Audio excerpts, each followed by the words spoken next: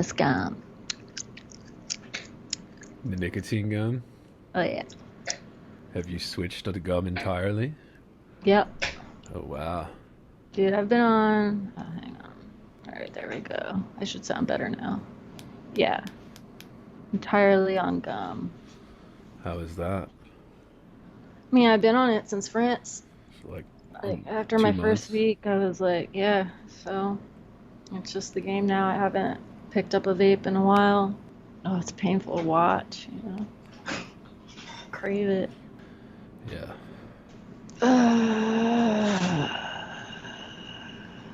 Does it help, though? I mean, isn't the gum supposed to not? Oh, yeah. I mean, it definitely uh, prevents me from feeling like a crazy person. Like, it does it. It works. It's just not as satisfying.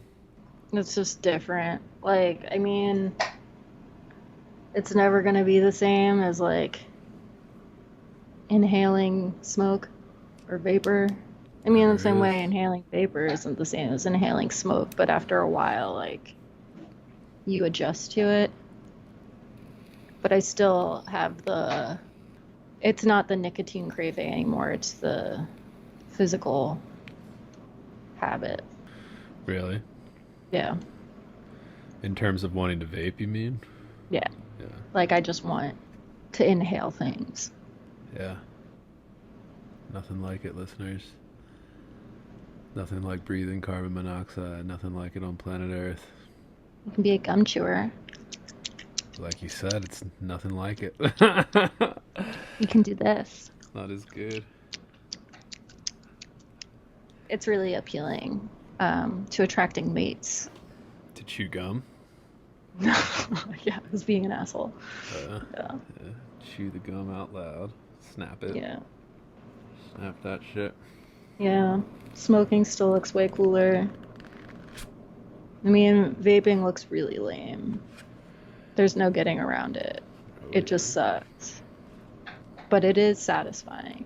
Well, the thing with vaping is that you can up the nicotine levels to even higher. At least you used to be able to. You probably can't anymore with all the FDA regulations that are coming down. But you used to be able to turn up that nicotine dial so that when you were first quitting, like smoking, you could become getting more nicotine from the vape than you would from any amount of smoking cigarettes. So like that actually like helps you get over the cigarette craving. So then you start to crave the vape more than the actual smoke. We immediately switched to a lower, like, I was on a much lower nicotine. And, like, I can't chew the Like 4 milligram gum either. Like, it really, makes me feel sick. yeah, too much. Yeah, I can only do the two. Yeah, I've never really felt sick from nicotine before. I guess I've gotten nicotine headaches when I first started vaping, and Yeah. you could get like super high milligrams, and I would get like nicotine headaches from like going too much because you just vaping all day long, Yeah, just well, that puffing was the along other on thing. that Even though thing. I was on, like, the lowest level of nicotine that you could get for a vape, it was constant. And I had, like, this constant kind of, like, anxiety about, will I be able to vape at the next thing I'm doing? Like, don't I get all of my vapes in now? Oh, really? But it's surprising how quickly you adapt. I think also it helped that I was, like, in airports for a solid 24 hours straight when I was going, so I, like, had already sort of adjusted a little bit. Yeah. When I go to airports, I just vape in the bathroom stalls. But, like, on a plane, what do you do? Like, say you're on a 9-hour flight, what do you do? Yeah, I mean, a 9 hour flight, you'd have to get like Some gum. You gotta get gum, some gum. or like I don't, my vape. It there's a little bit of a smell because I just use like tobacco flavored vape, and which, I mean, if listeners don't know this, if they do, it doesn't taste like tobacco, right? It doesn't taste anything like it, but it's closer than like I don't want to be like Like, lemon cotton tastes like candy, like tobacco perfume, yeah, and it's not like it's like tobacco scented perfume. it at least doesn't like reek up like a bathroom if I were to puff a few vapes in an airplane bathroom. Like it doesn't like reek it up like lemon cotton candy or blueberry or something. So you get away with a few hits, not like crazy hits, just little tiny ones, just enough. Yeah. Get that. That's what I was doing at Disney World too. I would go there and I would just like puff. You're not supposed to vape or smoke in places, but shit, dude. That pisses me off It is too, man. liberating, though. It is liberating being like, I don't have to worry about this. Yeah. It's just a piece of gum. We're all just slaves to the addiction, dude. But that's the thing that is like pisses me off about vapes is that they keep trying to regulate them as if they are tobacco, and I mean like as if they are the exact same thing. And like they are not. They are not. Like they're like, oh, you can't vape in here. It's like, yeah, well, it's a completely different from smoking, dude. Like this does not stink up the whole fucking place for months if you light a cigarette like it would if you light a cigarette or something. Like this literally dissipates in a couple seconds, and you're gonna sit here and tell me like, oh well, it's just as bad. No, it's not. It's not even fucking close, and we all have to pretend in order to pass these fucking laws to treat them exactly the same, and it just pisses me off, dude, all the time. I'm just like, oh yeah, this is not the same as smoking, not even fucking close. Not like all the things you would complain about smoking, right? Well, I'm it's not not. tobacco. Well, I'm not even talking health issues, This right? Like is I'm not. not Yeah, tobacco. I'm not even talking like health stuff. I'm just talking like it doesn't smell up the whole area like a fucking cigarette does, right? It doesn't get in your way when you're just walking by, like kind of thing. Oh, and you Right. get the stench or something. Like it's not that. Like so, why are we pretending that it's that? Well, because we Because have kids to. are because kids are using them, Yeah, I dude. guess. But I mean, that's gonna But happen also anyway. because, but well, of course it's gonna Yeah. happen. But Well, that's the justification, right? Is, you oh, we're know, trying to it's save kids, also but like they're regulating this more than cigarettes now. So I mean, I they're can not understand with trying to like, save oh, kids, they're doing all these candy flavors and fruit flavors and blah blah blah, which like are shit that already you would banned by the not FDA. like. Yeah, So, you wouldn't find that in tobacco, and also it's like kind of well, gross. you do find that in tobacco. That is why the FDA right now, currently, is You do trying to find that in ban. tobacco? Well, they're I mean, current. like you find like, am I too loud? Because I'm getting feedback in my. I mean, not on my side, but on your end, maybe. I don't know. I'm getting some feedback in my headphones. I can't tell. We'll see. Maybe it sucks. Yeah, I don't know. Well, I mean, like with some tobacco, like, what was it? Uh, Marlboro 27s. Was it 27s that I was always smoking? See, I don't even When fucking I met you, remember. you smoked Brown. 27s, yeah. Yeah. Yeah. And like they always had kind of more of a like a sweeter flavor. I'm sure it had some like shit in it. Well, I just mean in terms of like the FDA is moving right now. There's legislation pending. It was held up a little bit because, of course, Altria Group and the big tobacco companies are suing the shit out of it right now to stop it. But yeah, that's why they're trying to ban menthol. That's why they're trying to ban flavored cigars, flavored blunt wraps, all of that stuff. Like it's trying to be banned. Like why? Well, the guise is to protect children, but I mean, come on. Like banning is just going to make kids want to do it more. So it's like it's not going to help. It's just going to make my life more difficult, more expensive as it already Blunt wraps has. are just a So, container for drugs. It's like it's not yeah. whatever. Yeah. But yeah, it's always gonna be something. I mean, there were The thing is that like it doesn't have to always be something. That's what pisses me off is that they could have just left us alone. Like the vaping could have just been left alone. But yeah, but no, it no, was no, like no, also no. never about you, who was like someone who was like trying to stop smoking cigarettes. It was about, you know, all the high school kids. Yeah, which is still, again, what is that, below 20%? I mean, Yeah, yeah. I have no So idea.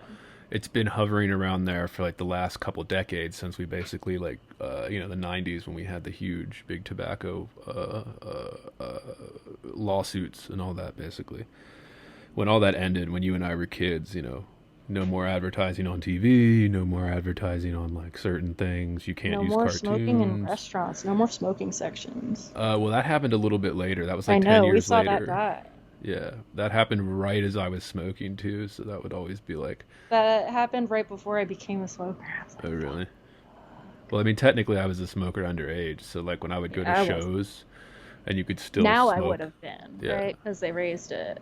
Now you have to be 21, yeah, yeah. Which at is least again, here. this is a new thing that happened at the end of 2019 there. So there's been a war on this from the FDA for like the last couple of decades, but it's really ramped up in the last 2 years. It's been honestly insane what they're doing, but I guess most people find this boring because they don't give a shit. There's only what like 20, Yeah. 30% of people that smoke or use tobacco products like this. So yeah, most people don't give a shit, right? Yeah, now I'm just a slave to gum. Now I'm a gum chewer. Yeah. I chew gum. Yeah, dude. Fuck gum. Fuck gum. Yeah. Fell asleep with it in my mouth a couple times. I have seen those lozenges, and those Found it lozenges are stuck to quite. my t-shirt. The lozenges are quite cheap if you buy them from like Fuck a lozenge. Walgreens. That doesn't give me anything. Like I can't. Really? I need to be able to like chew on something, you know. Yeah. I mean, like I'm sure they work just fine. Because I thought about that, because the lozenges would be like good in a pinch, you just suck them, but like that's, yeah, I don't know. War on nicotine, dude, pissing me off.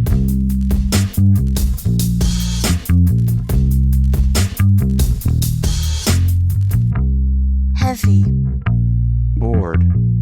Heavy. I am heavy. Bored. I may say that the male is entirely hostile. No!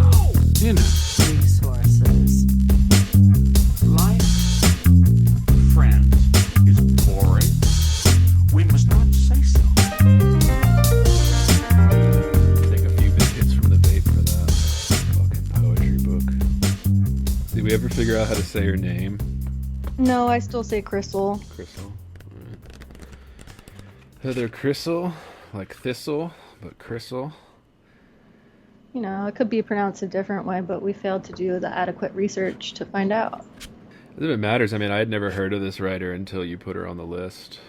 Yeah, she was recommended to me by a friend who I went to grad school with. That's what I'll say. It was a recommendation. Yeah. Yeah. Recommendation.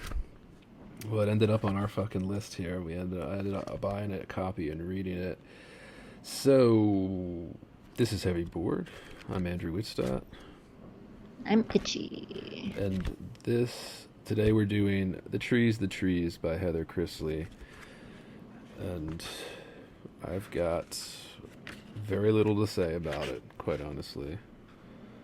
And this was originally published in 2011. We have the second edition here, which was published later in 2019 by Corsair, the British publishing house. I think this is probably one of the only ones you can find. It's like an imprint of the Little Brown, because, you know, there's really only like 4 publishers in the whole world now. So you'll be able to find this one on Amazon. As always, we'll link it in the description, because you should always be building your library out. If you don't like a book, sell it, give it away, but buy books, because you need to support books if you like them. Alright, and then let's just do the housekeeping, because I like to do that before I fucking forget. So before we jump into this book of poems here, a reminder to listeners, we're looking for workshop horror stories. You can send those to heavyboardpodcast@gmail.com. We'd like to hear about it, commiserate it. We're going to read some of these with your permission on the air here, and we'll have a nice little show about it. All that good stuff. And if you don't know, our podcast is available on all platforms. Subscribe to whichever platform you choose, your favorite. We're on there. We have a Patreon. For just a few dollars a month, you can receive full uncensored episodes, so you never miss one. You'll never get paywalled out. And that's available at patreon.com/heavyboard. If you can't afford that or don't want to, there are other ways to support us. You can support us by liking, sharing, subscribing on YouTube, any of your various platforms that you consume this podcast on. Leave us a 5-star review on Apple or Spotify, any of the places you can review us. That helps us out. So there's plenty of free ways to support us as well. We always, much love to the listeners, as always.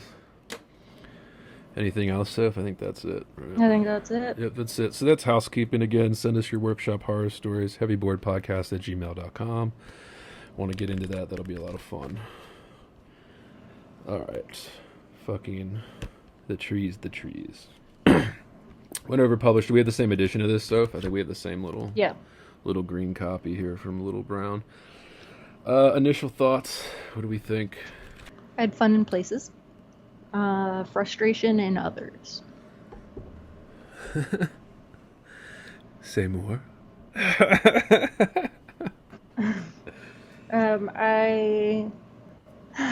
I feel like this book, it needs, I need more time with it. but also maybe it needs more time.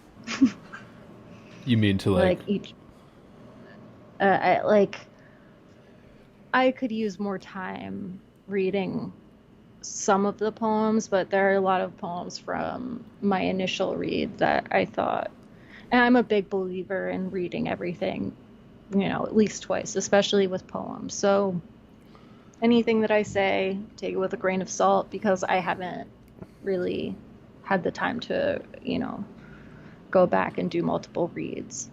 Shit, I if did you'd for even want some. to, yeah. Jesus. Um, but I will say that I had a hard time with this book. I really wanted to like it, especially, like when a friend recommends you a book, you really want it to be good. But um, there were a couple poems from this book I liked, and the rest I really find difficult to wrap my head around. I know that I have said in the past, like, I don't know how much it matters that every poem makes complete and total sense. But when it feels like you're trying too hard to make meaning from a whole collection of poems, like you get all the way through it and you're still really trying, it can be a little bit frustrating. And some of that might be about what your preferences are as a reader of poems, what you are looking for out of the experience of reading poetry. Like, if you're just looking to read for the joy of sound, like that might be a different experience than looking for poems that have a specific and singular thing to say. And not all poems do. Some of that is about preference and some of that is, you know, well, I'll let you talk about it. Yeah, I think it was Fran Lebowitz who said, when I get recommended a book by a friend or something and I don't like it, I judge them harsher than if they recommended me anything else. And I Yeah. hold it against them forever, like kind of thing. Like it's just like, oh, you recommended this book and I think it sucks. Well, it's forever ruined my respect for your taste, kind of thing. Yeah, which is common, and is how everybody should. You should be critical about recommendations, and you should trust your taste and what you think. But yeah, I did not. For me, I rejected the book entirely. Basically, to keep it short, I found it hard to read. When I was about halfway through, I had to stop just because I was so bored and kind of frustrated with this book. Yeah, for me And it was the frustration, yeah, maybe. what do you mean by frustration? Like, We well, should. for me it was like trying to follow, like, what are the themes in this collection, right? Because it is a collection of poems, and whether it's just like, we see a lot of collections that maybe are trying to do something that's like more narrative. We see collections that, try to have some kind of arc or some kind of central theme or something that ties them all together. And sometimes, you just see collections of poems that are just like that poet's poems that year. And often, even then, they still have a connection somehow in theme or in style or whatever. But trying, even though these all like, they follow the same structure, at least in terms of form, like they look similar on the page, so you can sort of hang on to that. It didn't feel like much to hang on to. And I had a hard time tracking what was happening in these poems. I had a hard time tracking what were the major themes in these poems, and I had a hard time trying to figure out what, if anything, these poems were trying to gesture toward.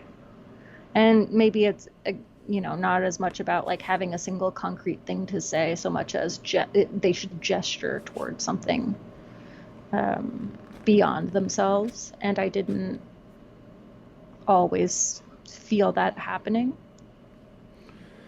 Yeah, for me I was frustrated with just the lack of everything in this. Uh, we'll get into this and we'll go through a few poems here and it'll come back to it. But yeah, I was kind of very frustrated with it. Not just for what Sophie already mentioned in terms of lack of themes, lack of overarching kind of what's the word for it? Symbolism, maybe, if we want to get fancy with it. Although that doesn't, that's not a requirement of good poetry. We all know this, right? We can all grant the counter arguments, but yeah, I found this very hard to read simply because I found it boring. I found it juvenile, easy. I found it childish, vague. Yeah, and we texted back and forth about this. We'll get into it. And there's a couple blurbs here. She got a lot of blurbs from a lot of big people. I mean, I guess Who have relatively little to say about it.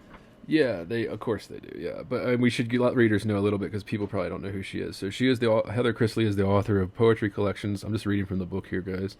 So it doesn't have all her work, but it has a couple of her books in here. The Difficult Farm, 2009. The Trees, like we said, originally published in 2011, although republished in 2019, which is what we have. And this book won the Believer Poetry Award.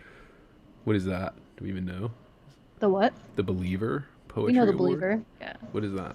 I mean, the Believer magazine. Oh, is that what it is? Yeah. Where is that based out of? Is that independent or is that a university or?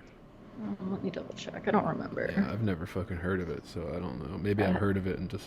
It's a big one. Went through my mind. What is Amazing in 2012, and then Heliopause 2015. Work of Nine Fiction, The Crime Book, is out in November 2019, so that's out. She was a creative writing fellow in poetry at Emory University. She's been in the New Yorker, London Review of Books, Poetry Magazine. From New Hampshire. Oh, is it done?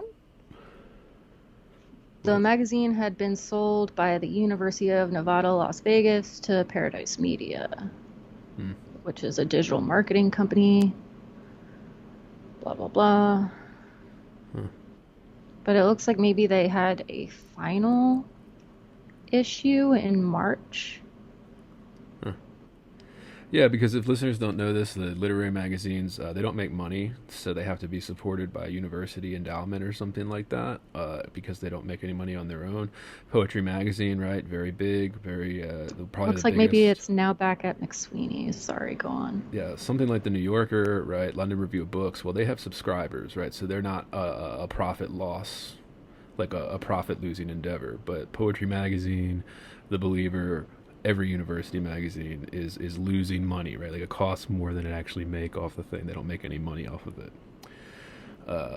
So you need to have these large endowments to support it, or you need to have a university endowment that shells out a few thousand a year to be able to print and send these everywhere, put them out in the world. So there's that aspect to it. Her MFA was Massachusetts, so UMass Amherst, big MFA program. Is that the 1 year? No, that's Boston University, right? Yeah, that's BU. Yeah, the 1 year accelerated. So that's like a 2-year typical MFA, University of Massachusetts. Massachusetts is either 2 or 3. Yeah. I don't remember. And I wonder if that's where she got some of these blurbs. But I mean, there were a lot of big names. So like, yeah, James Tate blurbs, Mark Dottie, Kathy Park Hong. They all blurbed this. James Tate calls the poems magical. I disagree. Dottie says her poems are wide awake. Yeah, these are sort of vague. Yeah, things to say about her poems are wide awake. Okay, Mark Dottie. Yeah. Yeah. What is? That's the thing about poets. We like to say things that mean nothing sometimes. Well, because we have nothing to say. Get away with it. Yeah, because again, there's nothing to say and nobody cares, so you can just get away with saying nonsense. We praise our friends because they're our friends. Right, exactly. The interesting blurb here that I wanted to talk about and maybe make fun of a little bit was the John Darnelli quote, or John Darnielle. Is that how you say it? Darnelli? I think it's Darnelli. Darnell. Listeners that don't know, he's the lead singer of the Mountain Goats. He is? Yeah. I knew that. He wrote a few novels. I think he's written a book of poetry too. I haven't read them. I assume they're not good, but yeah, that guy's a weirdo. I saw them live once, and it was one of the weirdest fucking shows I've ever been to. Not weird because of like what they were doing or playing, but like weird because of the audience. Like the audience was like the most unusual like group of people that were brought together by this music I had ever seen. Like it was like straight up, like there was like hippies, there were like, you know, the folk punk people, and then there were like straight up like junkies that love it because of John Darnelli's like, you know, heroin songs, essentially, shit like that. Like, it was a really weird group of people that, like, all crammed into this shitty club in Baltimore. Shout out to the Auto Bar, if anybody's listening. Shout out to the Auto Bar in Baltimore. I think it's still there. Maybe it's shut down. I think it's still there. It was the only place to go see, like, cool indie acts in Baltimore for a while, so... Anyway, John Darnelli's quote here, and this is why I want to point it out, is because this is what John Darnelli has to say in the blurb. If you're thinking about a new tattoo, may I recommend dropping your finger onto any random phrase in Heather Chrisley's new book. That's how keen her ear for the off-the-cuff aphorism is, how neatly her lines break into glistening parts. You get the impression of the Oracle of Delphi trying her hand at stand-up or jamming the broadcast of the nightly news. Chrisley's gift for welding surreal visions to living speech rhythms keeps unlocking new surprises, page after page, at least once per poem. You feel like the triple bars just lined up in the slot machine window, and you laugh or cry out. So very high praise from John Darnelli, lead singer of the Mountain Goats. He's going to make it through this if it kills him, right? Yeah, but all the praises, like, there are great phrases in here. What do you mean? Like, there are wonderful individual phrases. They're magical. But actually says nothing of the actual poems, which I find frustrating in a review of any kind, or a blurb. Like, I want a blurb to say something. Yeah, for listeners, a lot of listeners... Magical.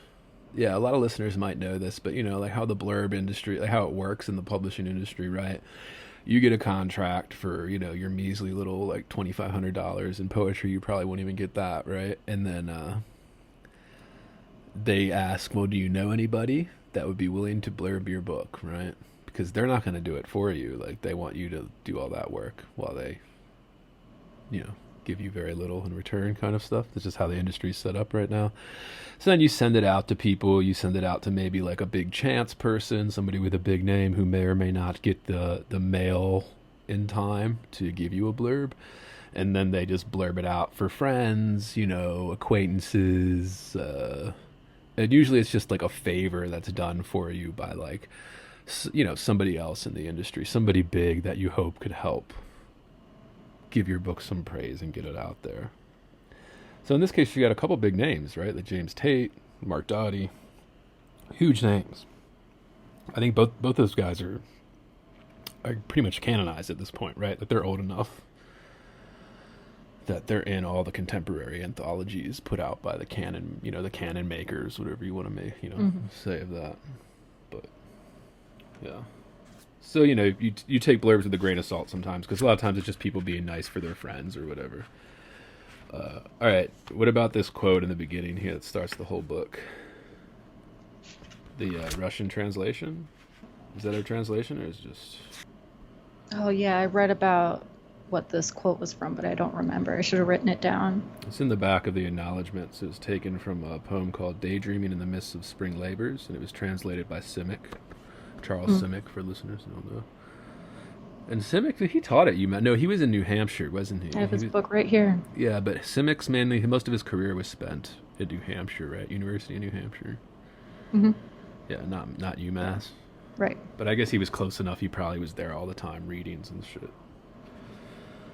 All right, so yeah, the quote is, I don't care about the flowers which I merely invented to give myself another reason to address you. What do we make of that? Think of that? I think we can make a couple of things of it depending on how we want to read this book of poems. We have, in many, I think, a speaker addressing a reader, right? And pointing out things in the real world, maybe in the real world, maybe in an imagined future, maybe in a real future that we might read more or less as just a way to address a reader. Or we can read it as maybe being kind of critical of this kind of statement or this kind of way of approaching the world, of not paying attention, of only pointing to things as a means to address something else. Excuses for expression. Right. But also a lack of attention to the real world, which I think comes up in terms of theme. Yeah. Okay. or just paying attention generally, which I think we see in the first poem. Yeah, when the first poem is what told me, listeners, that I was not going to like this. I like, it's like, okay. I was like, oh, John Darnelli blurb in very 2011, and then I was just like, I'm not gonna like this. Yeah, well, I mean, what do you think about, like, what do you think is going on with this first poem? It's that air of ruthlessness in spring. I mean, I didn't think much. I mean, we have this interesting kind of play with a sentence that keeps changing. So we have, here is the hand on my face. It's not my hand. It's a beautiful day. Like, it just keeps sort of evolving. So I thought that was at first interesting. I can hardly believe anything. What about you who are so frequently touching some part of the world? What is it you're touching today? When I touch the trees think man-child. They are so wrong. But it is a human face I put on. I am hung up under this weather. I am hanging on tight to a swing. When I go up enough, I jump. Then I am not touching anything. When the world thinks I've disappeared, I am just having a little fun. Not much fun at all. Are you sad? Did you touch the world the wrong way? Everything is always happening, and not just for show. I want to show you something. I don't care what. I want you to look where I say. So I think that's a pretty direct connection to that first quote that we were just talking about, right? I want you to look where I say. I want to show you something. I don't want to show you anything in particular. I just want to have something to show you. I want you to look where I say. This is not a poem that bothers me very much. I will say there's a lot going on in the middle that I'm still sort of making sense of, but the more I read it, the more I make sense of it. So that air of ruthlessness in spring, the ruthlessness. But I want to know who you is, other than, I can only read you here as the reader. I mean, there's a lot of this. Like, there's a lot of, like, the random, you, we, everything's lowercase but the I, very 2011. That is true. That does feel very 2011. Like I said, the caesuras don't bother me. So everywhere I paused was where there's a caesura. These are still, essentially prose poems.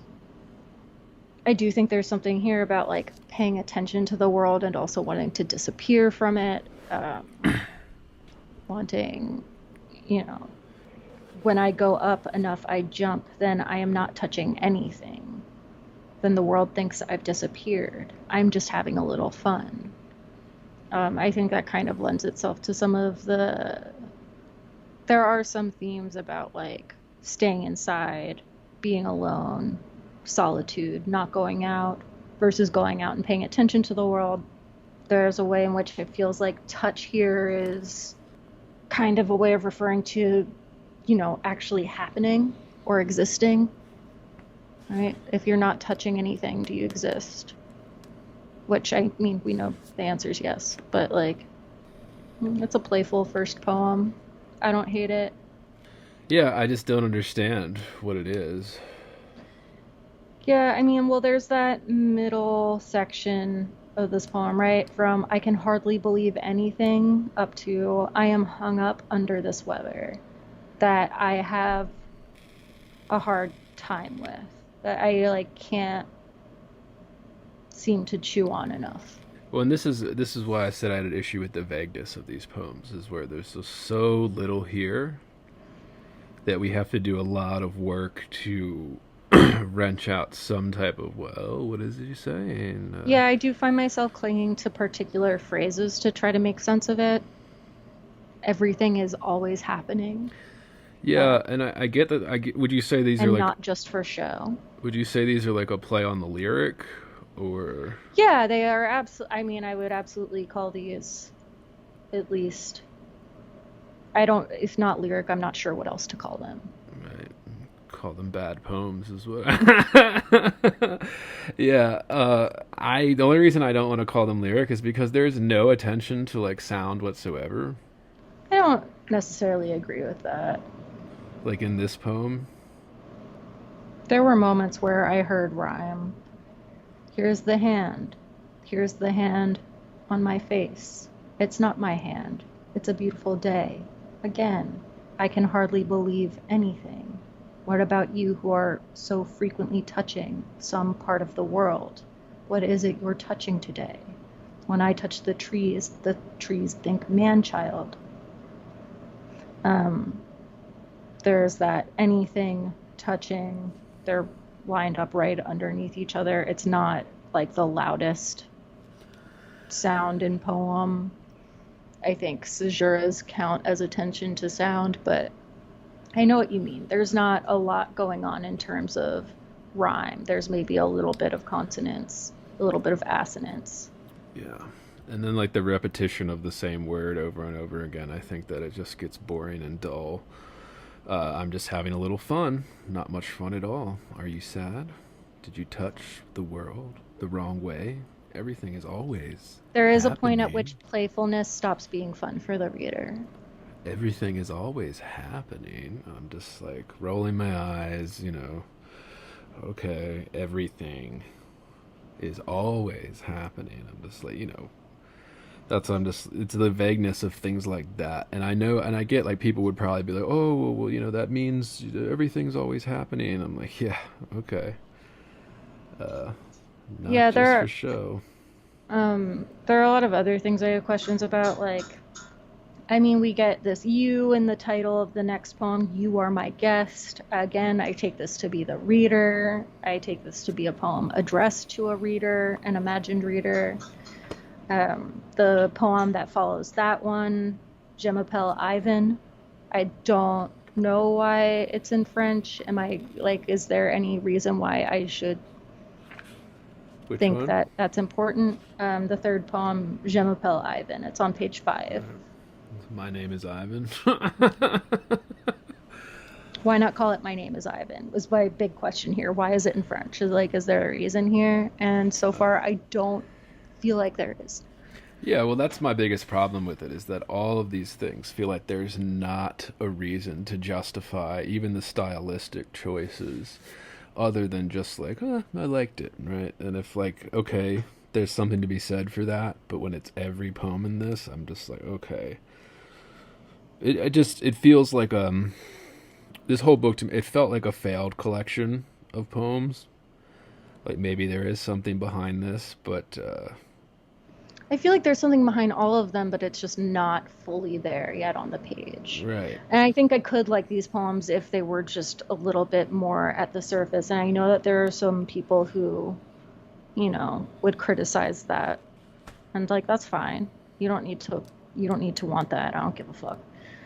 But yeah, I found myself really, usually even on a first read of a whole collection as you're reading, you really start to understand what the themes are. And I feel like I was in some ways really relying on reviewers to tell me what those themes were. And in some ways they could not. Yeah, and that's something too. Sophie sent me a couple of these reviews. I could barely get through any of them. And it was just like the same thing. And this is what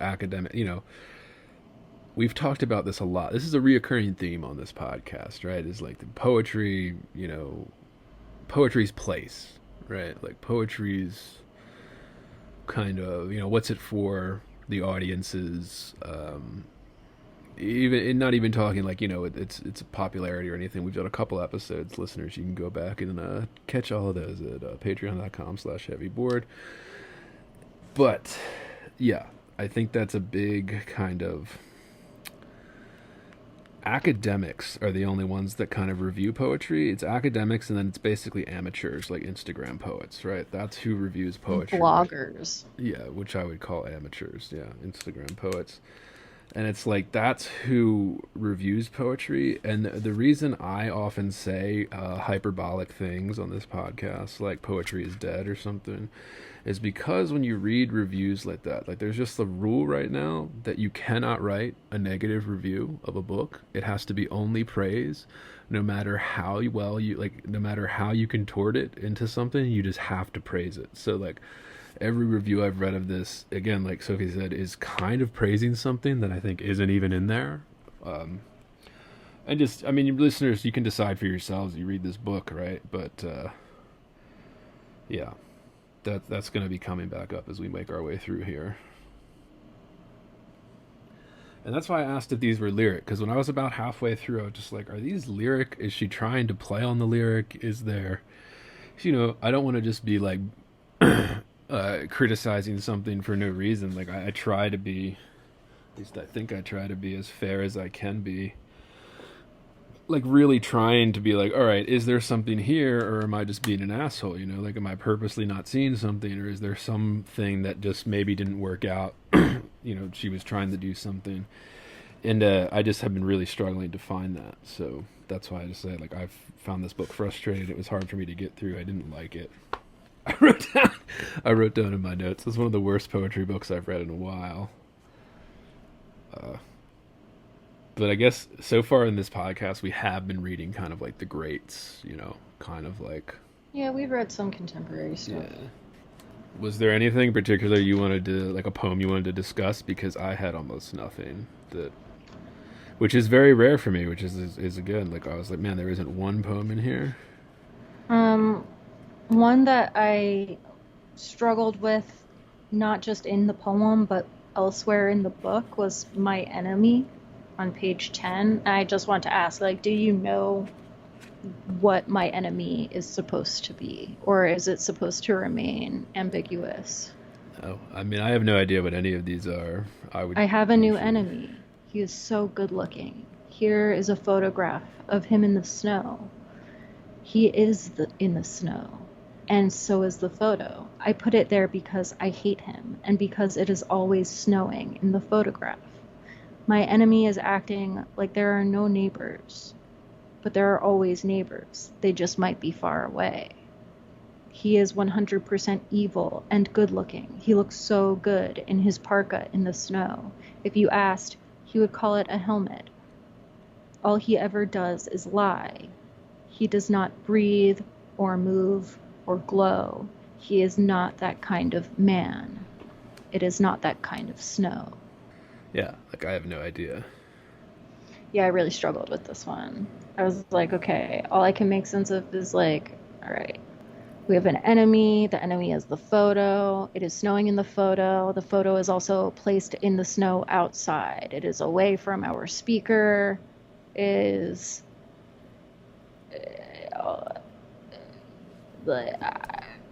we can get into the photo is the representation of a real thing. Is that, like, is it the representation of the real thing? That's the enemy. Well, and I mean, no, I have no idea, but like, in terms of just an example of what I'm saying, in terms of like this kind of structurally failing at almost every level, he is 100% evil and good looking. He looks good. It is like it's repetition that does nothing, right? He is 100% evil and good looking. He looks good. And it's the same thing on like the one we just went over. So the very first poem that starts the collection, right? Where she's like, I mean, I think it's that thing that she's doing. hand, day, believe, right. anything, I mean, anything, I would push touching, against this and say touching. that it's trying to build on that sentence. And also, I'm not I think repetition is a big thing in poetry, right? Like, we use it a lot. Yeah. It's whether or not you do so successfully. And I would say, like, I don't know if that caesura after he looks good is needed, because then it would read, he looks good in his parka in the snow. So yeah, I don't think it does that much more, except sort of reiterate, like, you know, it emphasizes this particular image and the speaker's feelings towards the image. Yeah, and listeners, people that are just listening and haven't read this, there's no punctuation. There's no punctuation beyond the caesura kind of standing in here. And it's used way too liberally, in my opinion. It's all over the place in terms of the caesura structure. But yeah, that's another thing where I'm just like, these kind of like the repetition here, when he said he's good looking, he looks good, is the same as like that kind of like, in that air of ruthlessness in spring, the first poem on page 3, I'm just having a little fun, not much fun at all. Like all this kind of like repetition, it doesn't do what, like, because what is repetition usually used for? I guess we should say power, emphasis, sometimes sound if you're doing a good little sounding thing. Yeah, I also think saying someone's good looking and saying someone looks good are two different statements. But Right it after doesn't one feel, another. yeah, but it also doesn't feel like it's doing that much in this moment. Well, I would say it's doing nothing, so if we cut that entirely, he is 100% evil and good looking. Shizora, in his parka, break, in the snow. If Shizora, if you asked Shizora, he would call it a helmet, Shizora. All he ever does is lie. Like, it wouldn't matter at all. Like, that's my whole point with that example like that. Whereas, like you said, to basically just prove your point is what you're, the point you're making.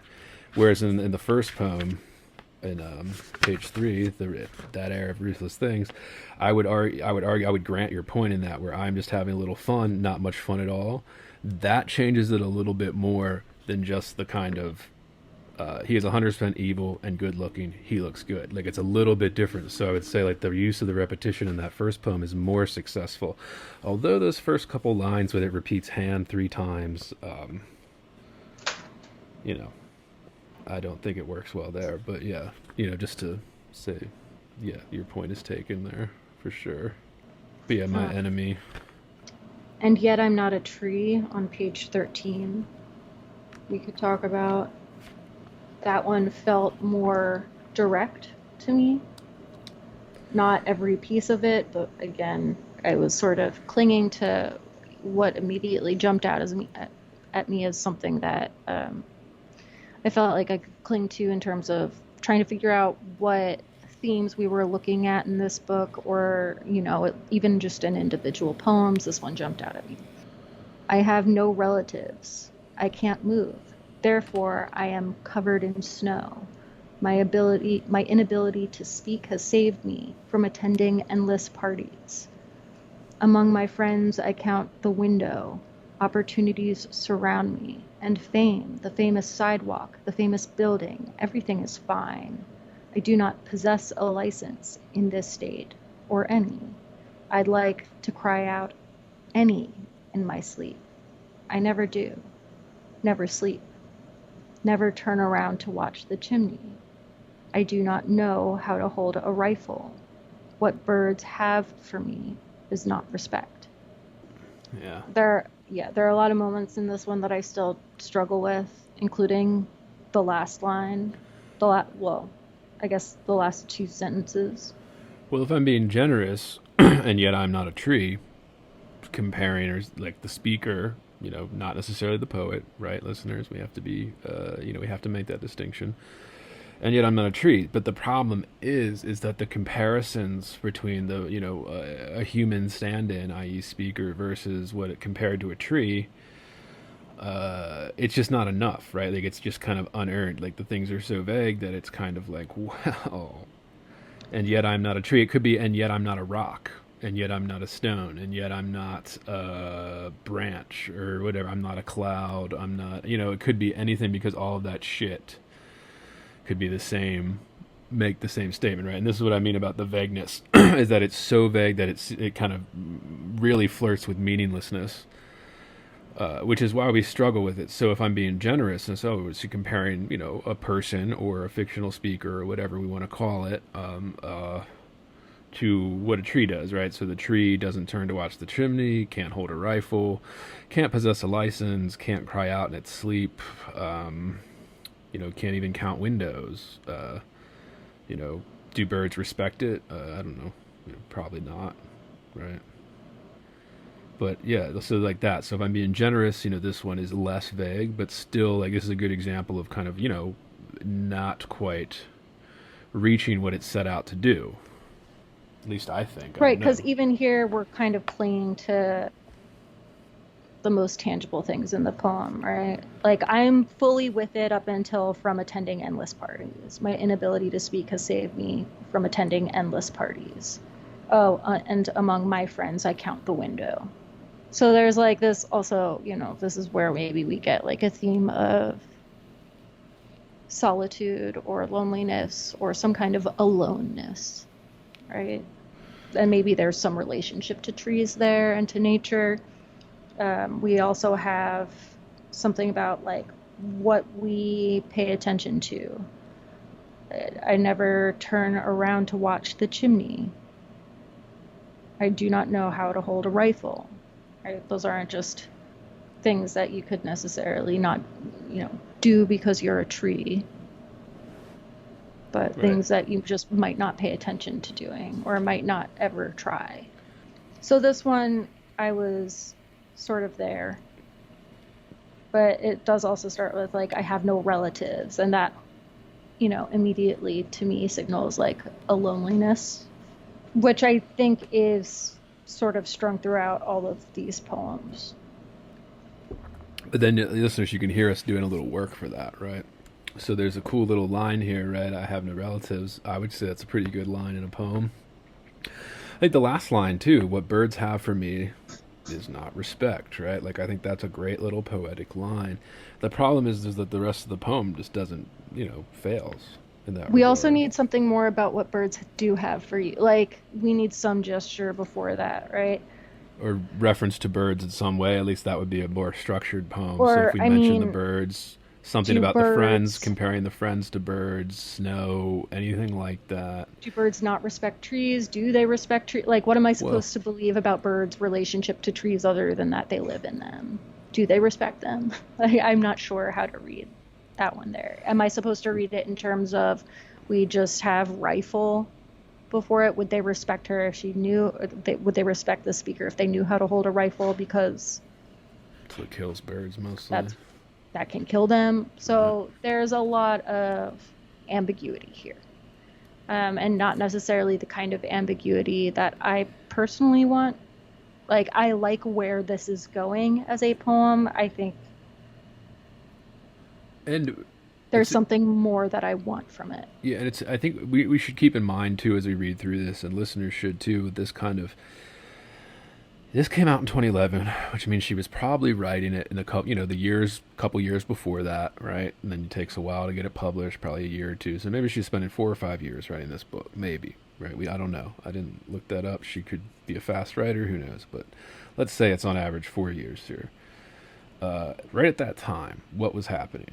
Well, social media was started taking over the world, and by that started very much to usurp the art of poetry. So social media now literally I argue often that social media was the death knell to poetry, and like we're hearing it ring out every day, basically. And I think this was the beginning of that. Is like, look how vague I can be, and people still pretend that there's a point to it, right? Look at how empty the platitudes I can repeat are, and we just pretend that it's actually saying something. Like we bend over backwards to be like, oh, how beautiful, how well done. And I think this, not that this book symbolizes that entirely, right? I would never try to make such a claim, but I think it is something that needs to be kept in mind in terms of the last decade, what has happened to poetry.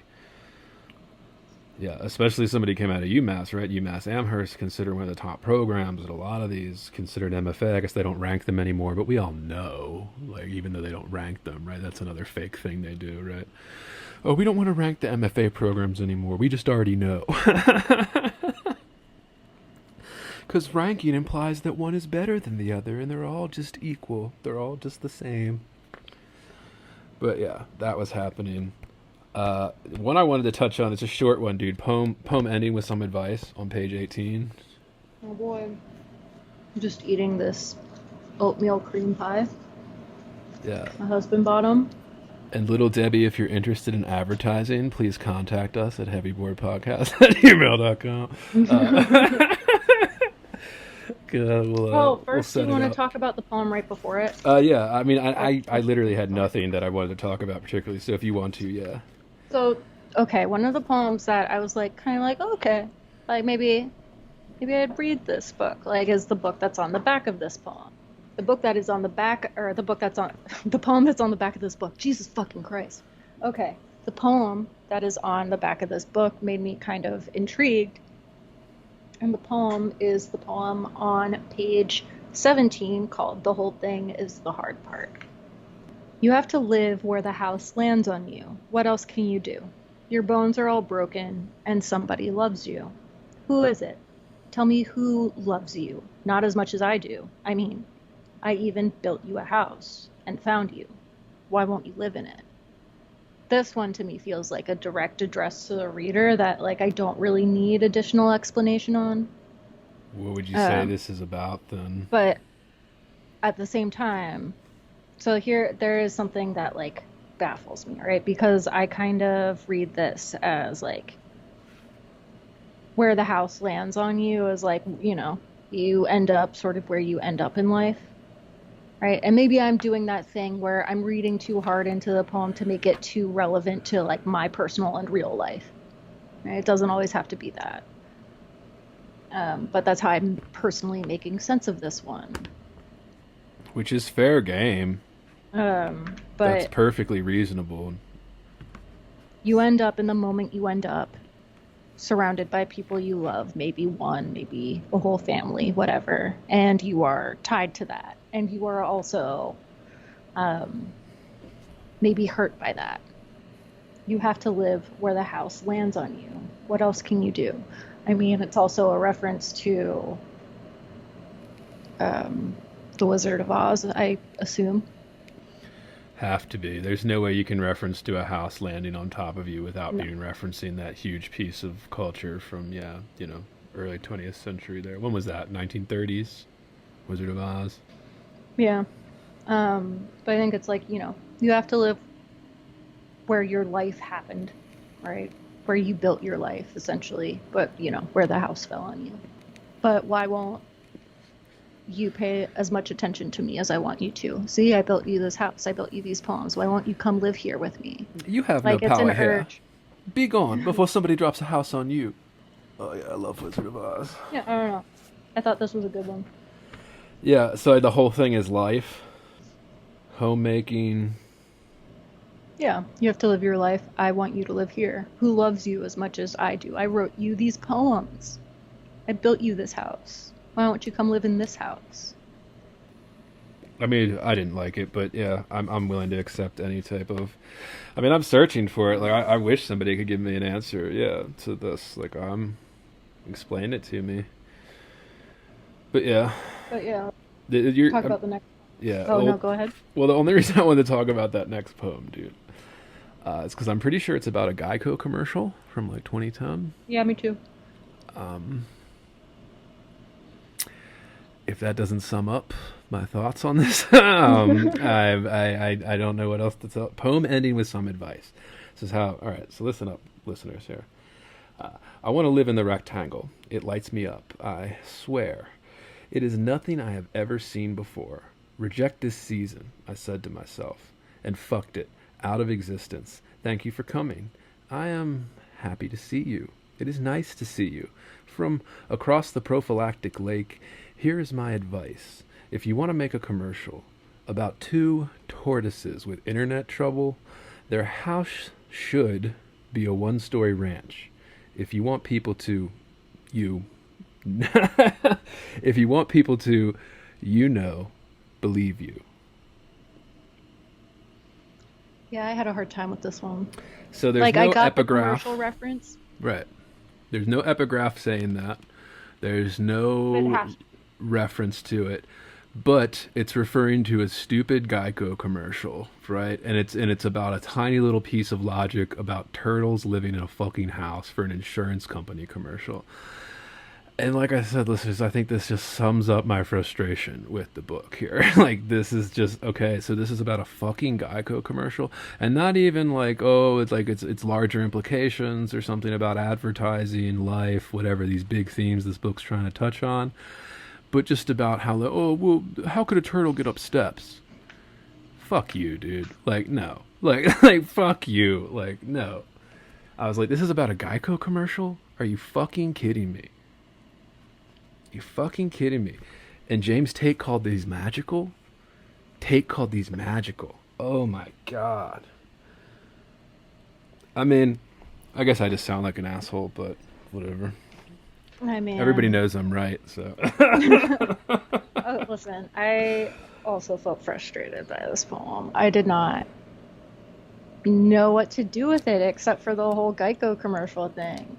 I don't believe these turtles living together in this house. Oh my god! Well, and it's just the most real thing we can cling to in this poem, right? It's the most vivid thing we can cling to in this poem. It's a thing that we're relying on in some ways to make sense of this poem, right? Because what else do we have?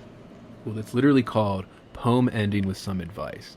Not advice to you, not advice to us, but advice to the marketing company that Geico contracted out with and, has been doing their kind of goofy, silly commercials that they've been doing the last 20 years, right? Like the caveman, the gecko, all the stupid I don't know what season we're in. I want to live in the rectangle. It lights me up. I swear, it is nothing I have ever seen before. Reject this season, I said to myself, and fucked it out of existence. Thank you for coming. I am happy to see you.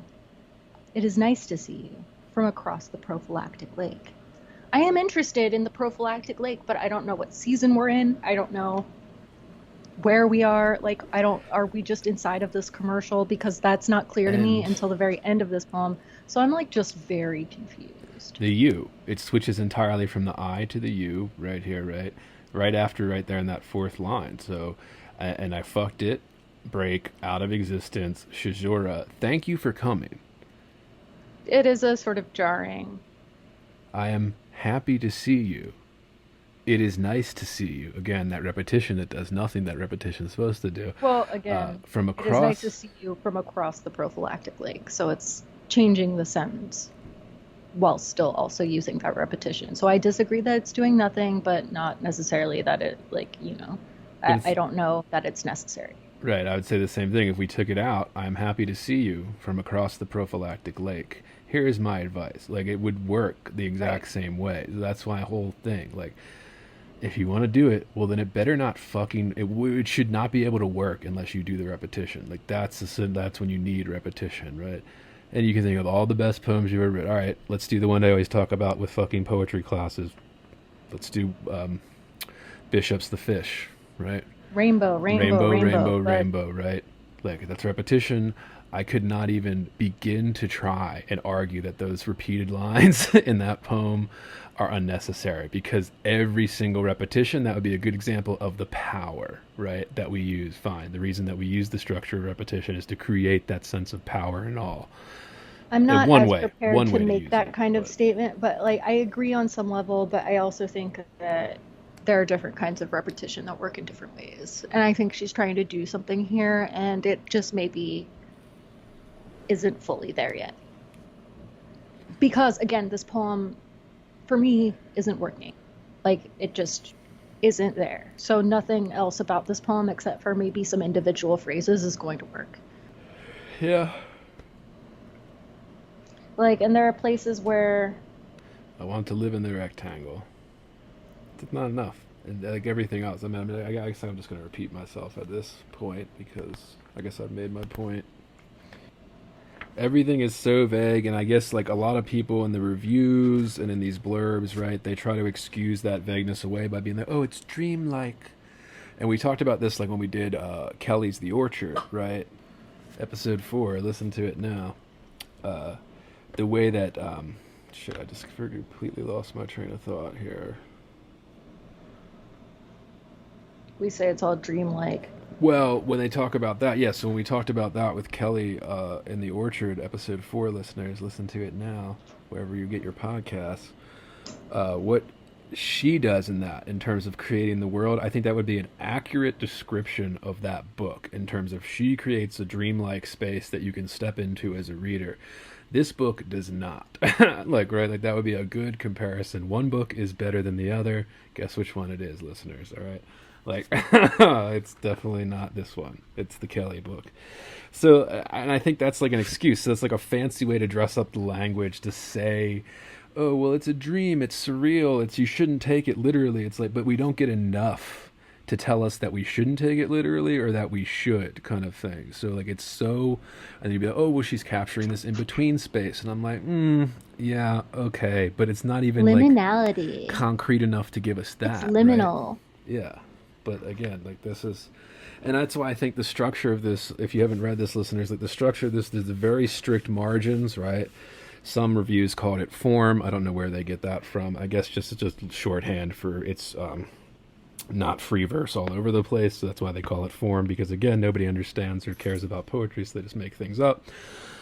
But yeah, like that's why, because I think these poems are so desperate for structure, and the way that they're put on the page here, the way that they're written so vaguely, the title's doing almost nothing to give us any type of grounding. If you want to do these kind of lofty, or what some critics call dreamlike landscapes, there just isn't anything there. Like that's why these poems, they struck me as desperate, like desperate to be, I don't know, because I really don't even know what they're trying to be. I guess they're trying to tell us something, but I don't think they're even doing that. Poem ending with some advice, like, come in, like that's just, oh, what a great title. Yeah, I mean, you get hints of references to like sense of like constant change and how the way that we live our private and imaginary lives. Right? She has a whole poem about that one. And these are like really interesting and like I think fruitful ideas for poems. I struggle with how to make sense of them right now, and maybe that's not what she wants. I always say that's something too. People always say that, be like, oh well, you're not supposed to make sense of them. Just like, oh okay. Yeah. Like, I mean, yeah. I want to be able to make sense of it. Yeah, exactly. Like get the fuck out of up here. to a certain point, at least.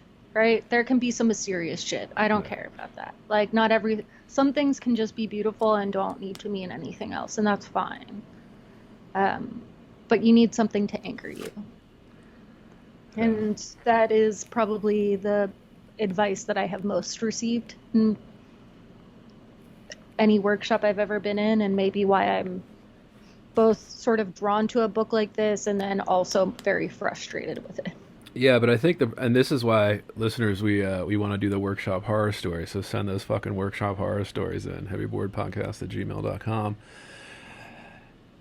The way that the poetry is structured now, it is set up for these fucking workshops so that you sit around with a bunch of other fucking amateurs and then they tell you what they think. Even if they're complete morons, they are just like, well, oh, and then you get it all in your head and you start changing things and it makes everything worse. Like, I've never been in a workshop where there was more than maybe one, maybe two people in that workshop that I was going to listen to, and the rest I just knew I could disregard. Like, it is just, I mean, this gets even worse if you're talking outside the MFA world. So if you're talking like community workshops or like, public library, like, oh my God. Yeah. It's just, that shit can fuck you up, man. Like, I've seen people get fucked up over that kind of stuff, especially if you're young, it's your first time, and you don't necessarily understand that workshops in a graduate school setting are designed to allow people to be assholes, settle personal vendettas, things like that. Like, most people sitting in the room with you are not genuinely trying to make the poem as good as it can be, giving you honest feedback. It is score settling time. It is social currency time, whatever it is. Like, that is what makes workshops fucking suck. And again, the fact that you're not allowed to, I guess some people are mean as shit in workshops, and unnecessarily so, but yeah, you're always not allowed to be mean. You're not allowed to say it's not good. No, that could hurt the author's feelings. So then we have to read books like Heather Christle and have James Tate call them magical and pretend that it's all in seriousness. I'm in a bitter mood today, I guess. I just don't like it. What else did you want to hit, you said? There's Indoors the Great on page 19. There are a couple others. We could skip that one if you want. Another one that's a reader address in Outnumbered.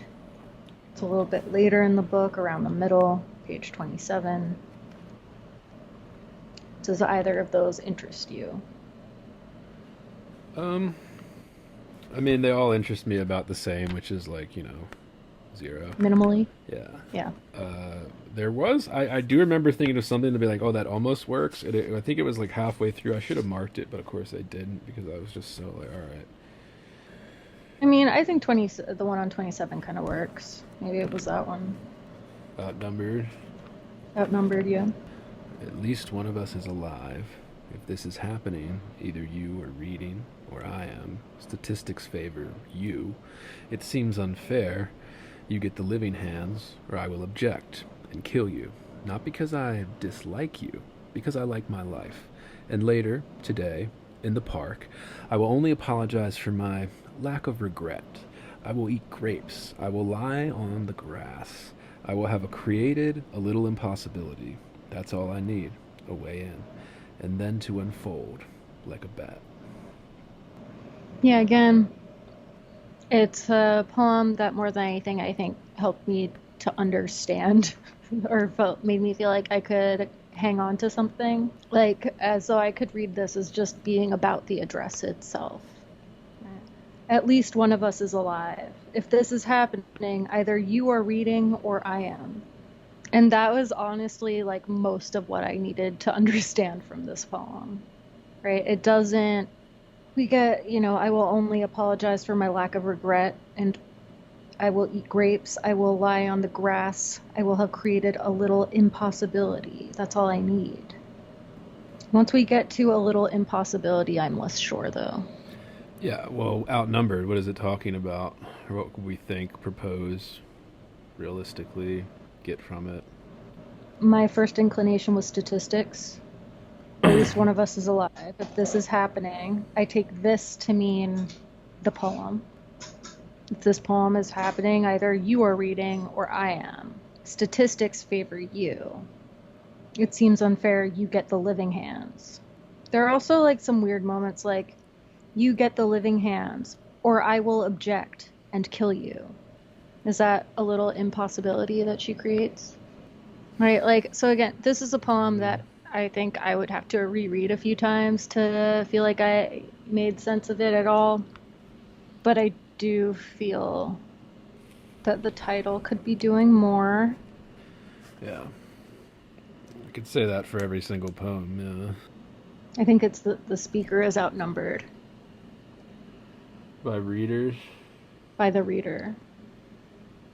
At least one of us is alive. Either you are reading or I am. It's also weird how these poems are working logically or not, Well, I would say, yeah, they're not working logically. Like, there's no logic. But you sort of have to do some, acrobatics to make it happen. Yeah, well, and this coincides with the internet, social media usurping poetry, right? Logical leaps. We want to talk about that. I mean, I don't know. I think there's something to be said with, moving by association as opposed to logic, and I think that can work. Yeah, and it can work well. But I just mean it's become like the only thing that matters. So a bunch of random thoughts scattered together on a page, and then 100,000. I don't even think it's that. I think if it's like if it sounds kind of like a poem, people will. I mean, not everybody, but a lot of people would just accept it, right? Especially in the social media world, when you get into like Instagram poetry, that's like you my can point. sort of just write a sentence, and you can argue, poems in the purest way are like composed of sentences. So yeah, you could say that. Well, you could just break up the sentence on the page and pay some attention to how it works with sound, and there it is. But people will just sort of shit out something that's really kind of been said 800 times by any emo teen who like bought a typewriter. Well, not even that it's said. I just mean like and slap their name on it and say this is a poem, and people will go, yes, it is. I just mean in terms of the logical leaps. Like, in terms of talking about one thing and then leaping to something that, like, has so little connection. Like, we call that craft right now, but, like, I would argue it's not. And they'll be like, oh, well, they can put these two things together. I was like, yeah, but, like, what about when it sucks? Like, when it doesn't work Yeah, successfully, well, which it's is, like, like what when most you're poetry is talking now. about like a bad metaphor. Like, Not even a bad metaphor, because there is no metaphor. I don't even think that, like, would you say there's a lot of but metaphor in this? Or, no, but I mean, yeah, I think it's that's what I mean. similar. Well, that's what I mean. Like, even in this book, that there's not a lot of metaphor. Well, big characteristic in terms of social media, that is what we call poetry now, which is just social media posts. So, yeah, I mean, it's just more of that. I know this is just the beginning stages of it. She went to UMass Amherst, so she had a little bit more of that kind of, what we would just say, what would we call it, the kind of academic training to it. So it's not quite as bad as like a Instagram only poet, but it's there. It was all there. This is when it all started, dude. Like, this is when it all started to just any mediocre sentence could be considered a poetry if we just said it enough. Any mediocre association, any completely illogical leap to another subject mid-poem, like we talked about that very first poem in this book. How in the middle part there's like this really weird leap of logic to things that we just can't quite follow. And it's like, yeah, you know why you can't follow it? Because it's so fucking random. It's like meaningless. You know what I mean? Like, it isn't some fucking mystery that be unlocked with like constant like shit. It's just bad. Like, that's my biggest qualm with all this shit. Like, oh well, if I read it enough, and if I really was as generous as possible, I'm just, yeah. Well, when can we start saying things are bad? Like, when can we start saying that actually this is a bad book of poems? I don't know. It doesn't appear anytime soon. Oh, definitely not now. Yeah. We cannot say Heather Christle wrote a bad book. I mean, I just did. I'll say it again. We are not saying. Yeah, I mean, what do you think about trying to return the sun? What page is that? Because I was reminded, it's the second to last poem, page 59. Trying to return the sun. I don't need anything but you and some light. The world goes on, which obviously like made me think of Simic, right? But you and some light, the world goes on, getting inferred. It is so stubborn and will not erase things. I think I should scrub out my eyes. You'll recognize me still, won't you? I am much older now, older than I'll ever be. All these eyes in my head, and the light. What distinguishes my face from a tree is the total lack of commentary. As in, that tree loves you, honestly loves you. I'm the noisy one who has to say it. It's talking about the sun. Oh, I don't think it's talking about the sun. I think that I still read this as like, a speaker talking to a reader. What are they saying to the reader? I don't need anything but you and some light. So there's still like this rejection of needing other people, which I think is something that is sort of a line that's strung throughout all of these poems, just maybe not as concretely as I would like. I don't need anything but you and some light. The world goes on, getting inferred. I don't need those things. The world will continue to go on. I don't have to pay attention to it. Like, a lot of this book is about paying attention. But again, like there are these like sort of key words that I think I also picked up from reading the blurbs at the front of the book. Right? And you're like, this is what I'm clinging to as I'm reading this book. I think I should scrub out my eyes. Will you recognize me? You will recognize me still, won't you? So trying to return light, wanting to go inward, not wanting to be seen. Right? Back to that earlier poem that we talked about, maybe the first poem. What distinguishes my face from a tree is the total lack of commentary, my need to speak, essentially, right? And it's like this constant distinguishing of people from the natural world, right? Not wanting to go outside or not necessarily paying attention or choosing what to pay attention to, or in some ways there's like a sense of being overwhelmed. It feels like there's an anxiety behind these poems that I can't quite pinpoint, and that's fine. Like sometimes the feeling behind the poems can't be like fully tied down, it's just there. But I would like to feel more anchored in this world, in this so-called magical world. I don't think she is untalented. I don't think that she is somebody who, like, I think that these could be strong poems. I don't necessarily think they are right now. Yeah.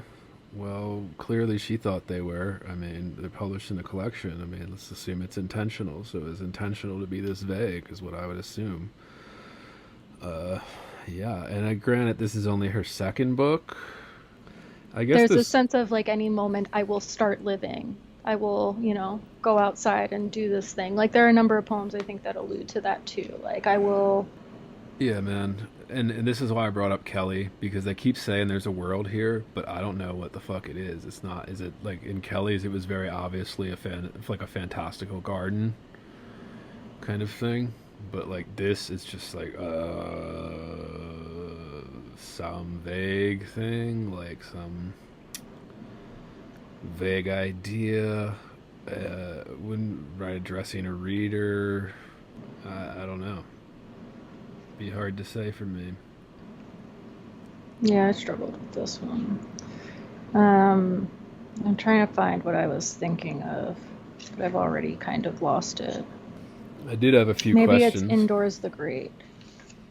Maybe it was not. I don't know. For which one?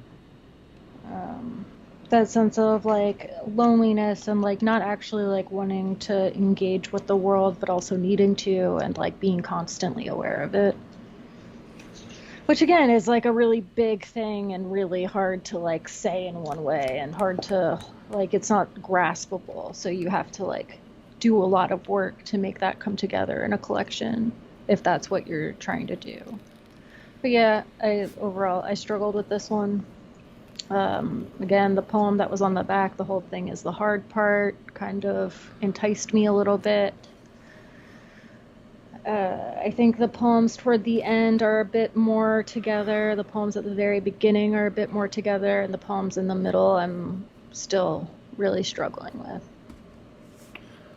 Yeah, I had a few questions about themes, and then just the title, which to start, like, what's the title mean?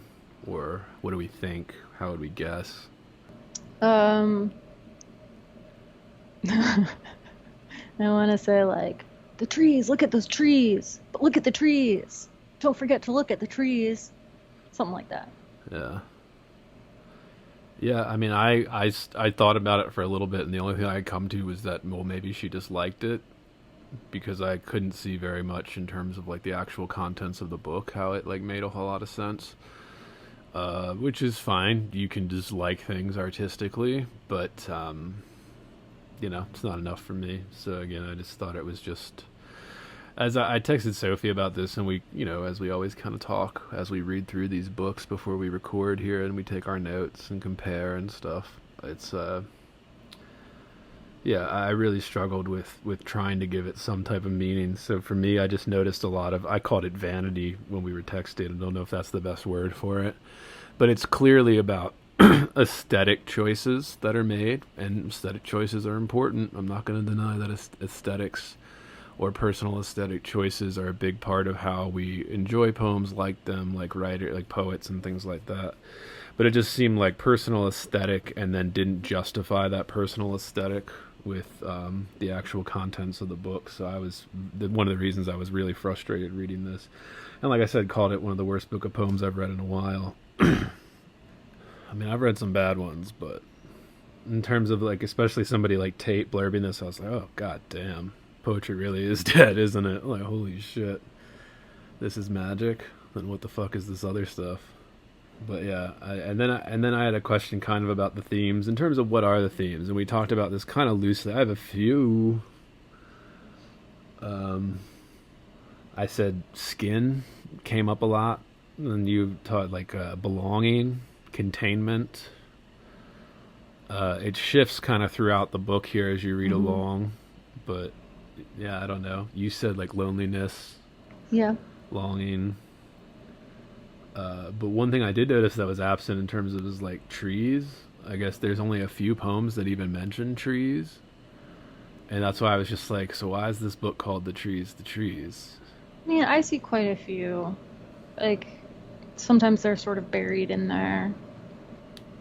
And there's a lot you could work into trees too. So just the image of a single tree, right? Well, we could talk archetypes. We could talk magical realism. We could talk, you know, total fantasy. I mean, talking trees, worshipped trees.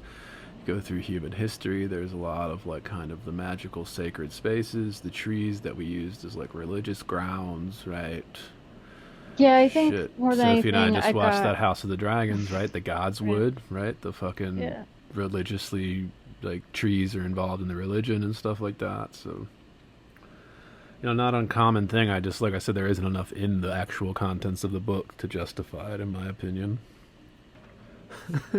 My last note here is this is a joke. This is why people don't like poetry, like books like this. Frustrating. I mean, I was just looking at this poem called Good Luck, Everyone. It's like closer to the end of the book. And this is a short book. Like, I read it.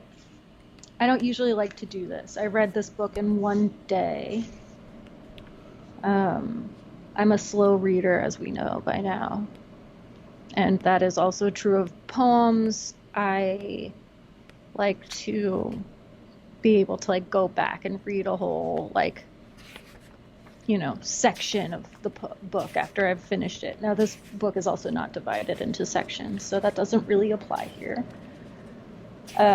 But I was looking at this poem called Good Luck, Everyone. Page 42. Hunger has the man purchase a bun. The man eats the bun. Then he has no bun and no hunger. The man lives in Illinois. Hunger has the shape of a different state, a square one.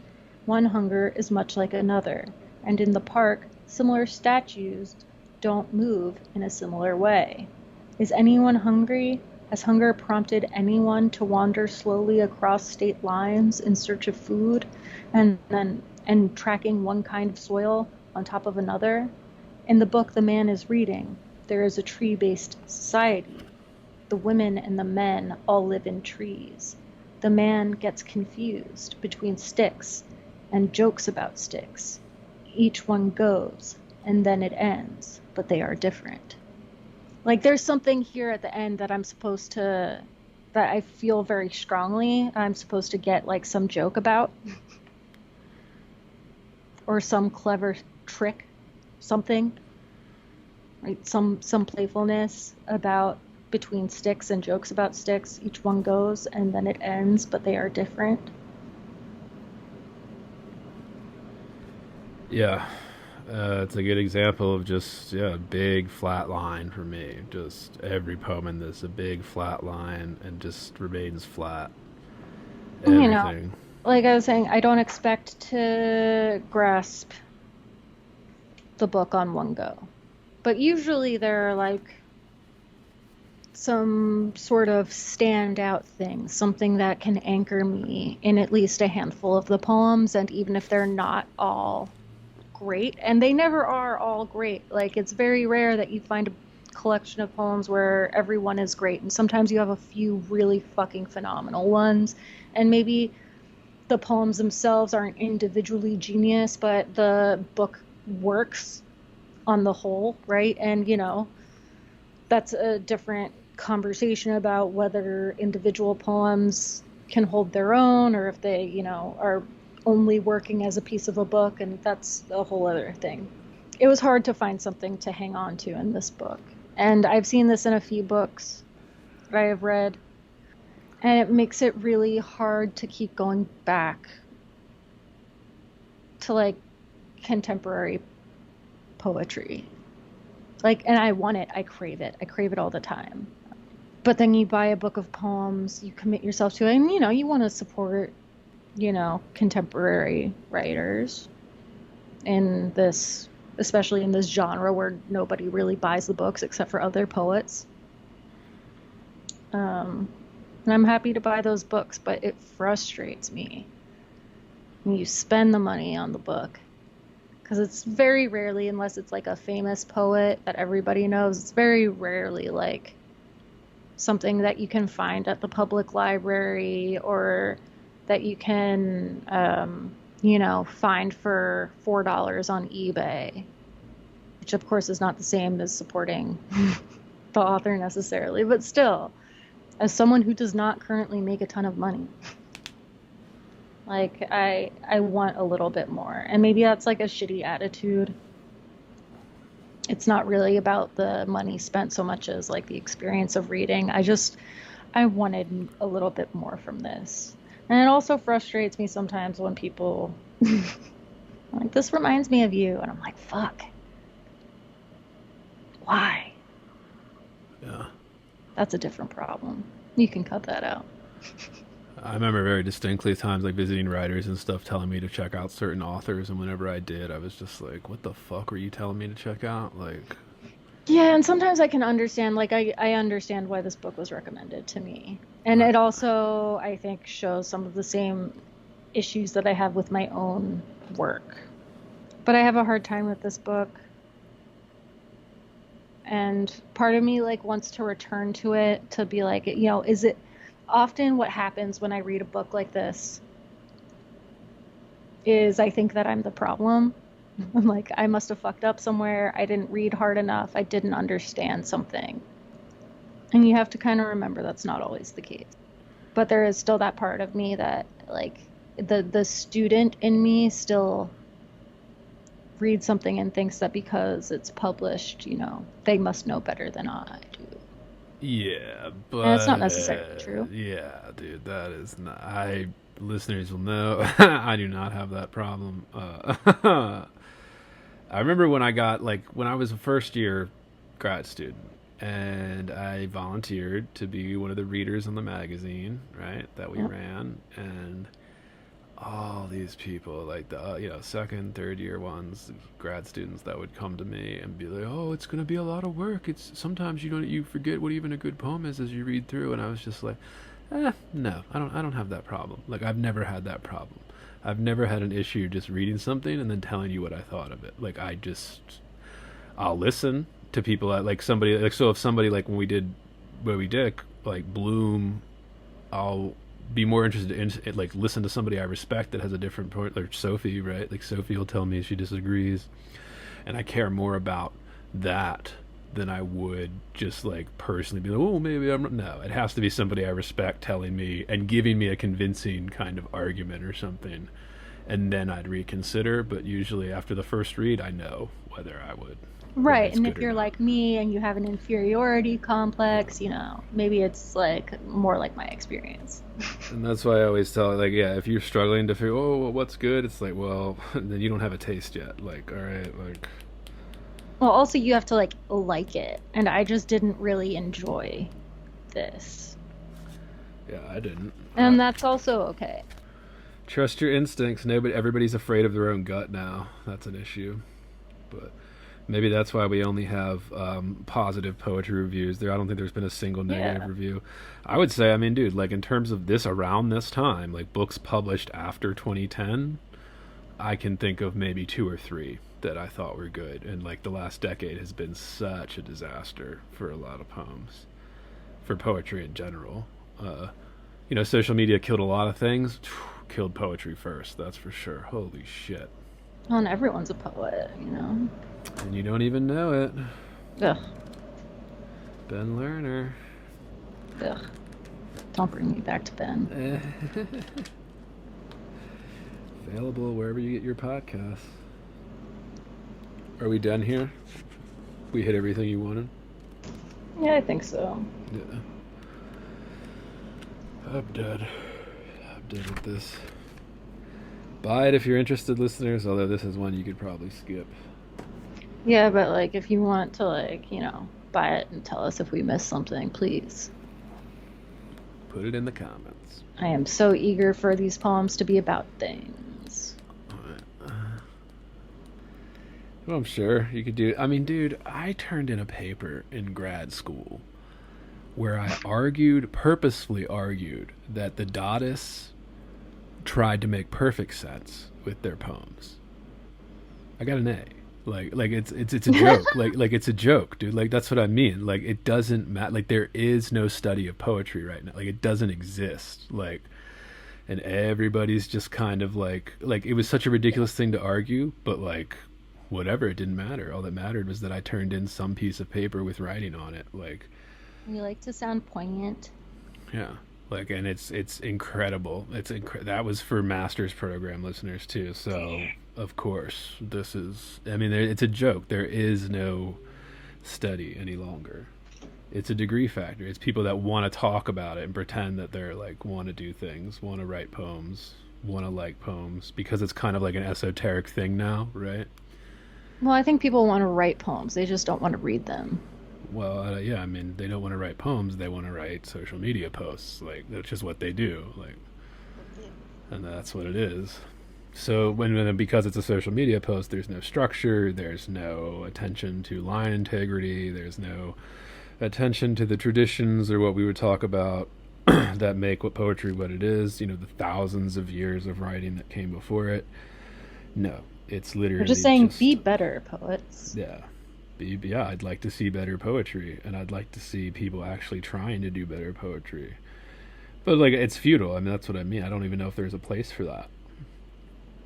Clearly it's not wanted. I mean, even the big established institutions clearly don't want better poetry. So then we get books like this. And Tate calls them magical. Right on the front page there. Magical. All right. There is one book that I like that I think Lena Dunham blurbed, and I was really pissed about that. What book was it? It was Khaki Wilkinson's The Winona Stone Poems. The Stone Poems. I wonder if that would still hold up for me. I wasn't a huge fan of it, but just because of her style. But I'm not going to say that those poems were bad, because there was clearly a lot of like, those were very well structured, and then she has a lot of meter and rhyme in those too, something you don't see very often in contemporary poetry. So, and the reason is because meter and structure and rhyme are fucking hard, right? Like, it's hard to do that. It takes a lot of work, a lot of rewriting, a lot of revising. It's also not a part of every poetry education. I mean, if you even get one, if you're like an English major, or if you like specialized in poetry in any way in school, like my only education in meter happened as an undergrad, and I don't think. And that was because you had one particular teacher that thought it was important, and that's... Yeah, and I mean, as a grad student, it wasn't even touched. We had maybe one day on it, 1 week. We had zero. School. Yeah. We had none, and we talked about sonnets, and we did not talk about iambic pentameter. Yeah, and this is not, and that's not like some, pay to play fucking MFA, which is the majority of them, right? Like, this was considered a top program, and yeah, I mean, this is what I mean. Like, there is no study. Like, there is none. It's just right. Yeah, right. Yeah. It's a feeling, right? Just write your book. Just write your breakup poems, and we'll praise the shit out of them for being mediocre. Yeah, I mean, that's what it is.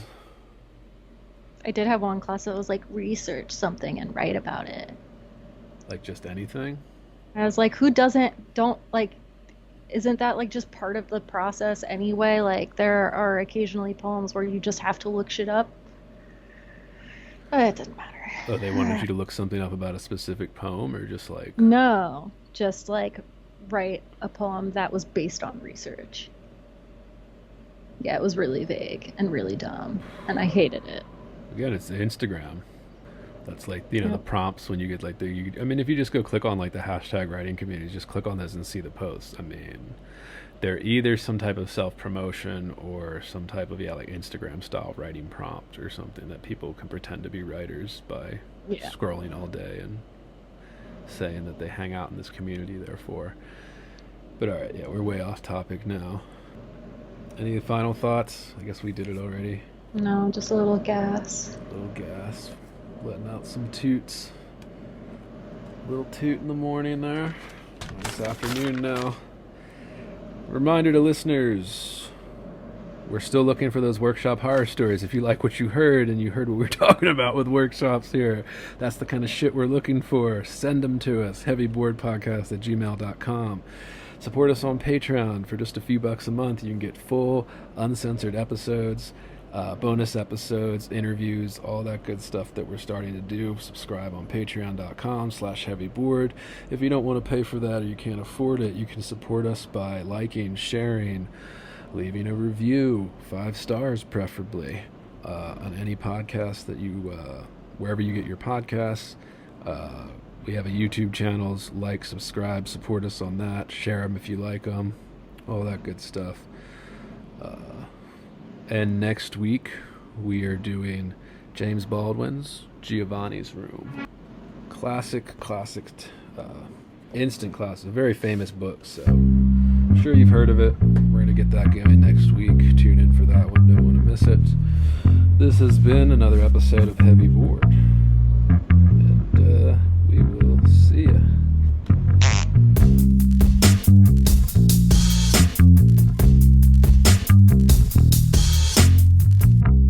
Heavy. Bored. Heavy. I am heavy Bored. I may say that the male is entirely hostile. No! Inner Resources. life, friends, is boring. We must not say so.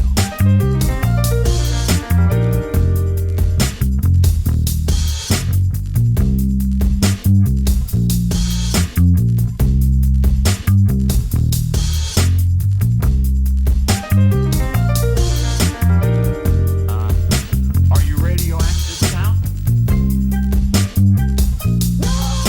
Inner. Resources. American resources. Being bored? Some activities are intentional, right? It shows such a lack Heavy. of gratitude for life. Bored. I aspire to boredom, Heavy. I should say. Bored. Heavy. I am heavy Bored. Has you the night sweats and the day sweats, pal? Pal, I do.